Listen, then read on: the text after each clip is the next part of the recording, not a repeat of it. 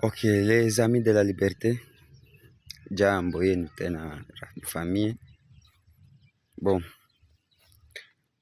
aseme kesho bengine batu biko mu independance, sijui ni Wakongomani ama sijui ni wa muinji gani. Juu sie bengine benye tuko mkongo hationaka ile independance yenye munatuambiaka museme tunafete independance. Sasa benye muko na prepare ma independance na kufete ma independance, mkuwe mnatuambia kama ile independance mnafetakayo ni ya nini. Sie bengine tukua naelewa juu na sie tuanje ifete.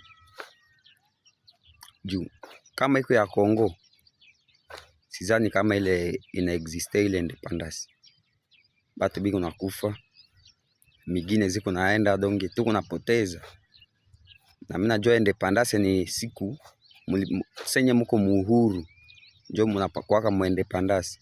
Tuko muhuru gani yenye munataka tuambia ke tuko mu independance? Independance gani? Ama ni ya nini? Ama ni ya siku gani? Goma iko mkono ba rebel, tenda kuta wale ba idio banafete tu fete pale na biko mkono ma rebel. Donc benye banafete fete ya kukua mkono ba rebel Bukavu vile vile. Kisha muna fete gani? Beni batu biko nakufa kila wakati.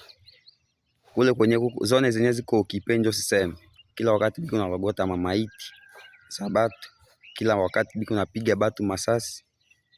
Hapa juzi Goma baliua mama iko na gode iko na kumoto, banamtoshia gode, banampiga masasi anakufa.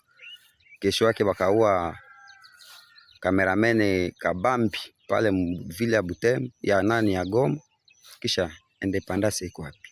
Yenye mnataka tuambia tufete.